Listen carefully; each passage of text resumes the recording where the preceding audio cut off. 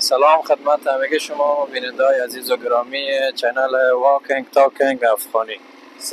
سلام به دوستان یاران گرامی عزیز. آمدین به داخل باغدشت.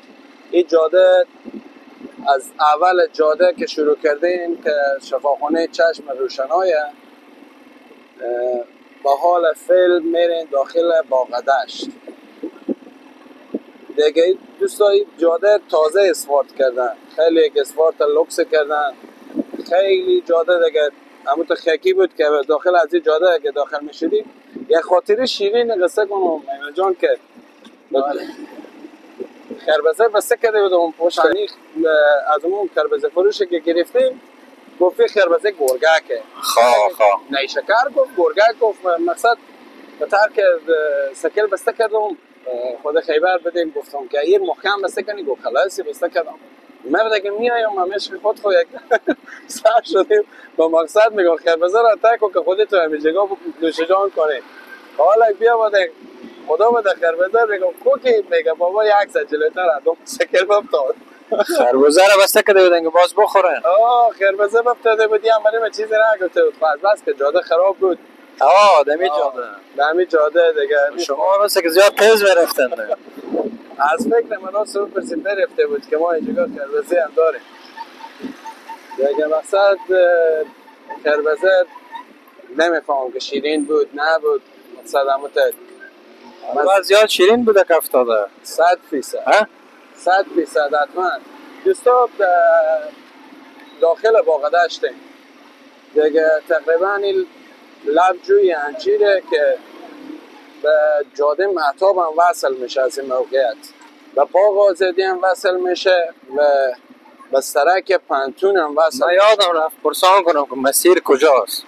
مسیر دیگه میرین که خود شما داخل باغدشت از بغل پنتون کلان جانو دیگه جاده دیگه خامه از دوستان جاده خامه لبجو انجیره.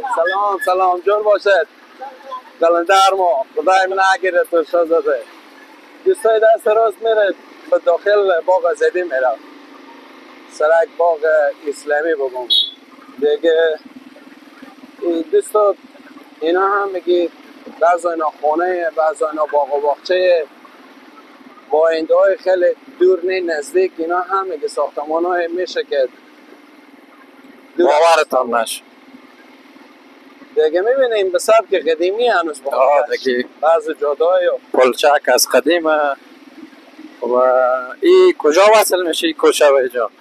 این کوچه خوب بنبسته دست راست ما این دست چپ که میرین خود شما وصل میشه به سرک پنتون به سرک پنتون وصل میشه چون هنوز این جاده ها خامه هنوز توی انجیر این منطقه جور نکرده اینا به تحت باسازی هست که معلوم نیه که کوچه های قدیم باغدشت سیز نه؟ جانا دیگه دوستا رسیدیم به بغل پنتون این جاده دیگه وصل میشه به سرک باغ آزادی درست است؟ جانا سرک باغ آزادی یعنی محیط جور کردن یک جور خب سنگری شده دیگه بعضی از دوستات شاید یاد و خاطرات خیلی شیرینی داشته باشن به زی محیط و منطقه از این مسیر را این مسیر را هم برای دوستا به نمایش بکشانه خیلی با اول لوکسیه دوستا چون ما روزا سلام بچه های خورد سلام دادم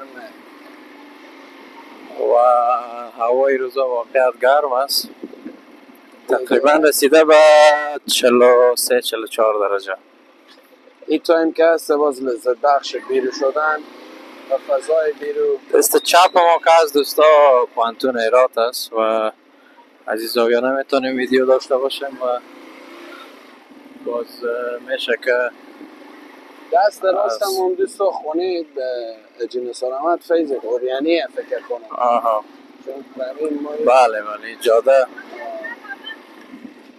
دواخانه صحتیاب، دواخانه کلان صحتیاب و یا خود جای و دست چپ مکمل ساختمان های پانتون هرات است و جاده وصل میشه آخرش و سرک باغ. سرک باغ آزادی. خب آساسا رسیدیم به پایان برنامه و پایان جاده که برای شما میخواستم معرفی کنیم. دوستان اوقات خوش برای همه شما میخواین. مقصد همیشه من یادآوری میکنم کامنت، نظریات، پیشنهادات، انتقادات شما خیلی خیلی برای ما خوشاینده که شما ما شریک بسازین. وقت شما خوش دیگه. تشکر از همگی شما. رسیدیم به پایان برنامه و این دیدیم که وصل شد جاده به سرک باغ آزادی و جاده نور و الله مسپارم. سابسکرایب و شیر یادتان نره.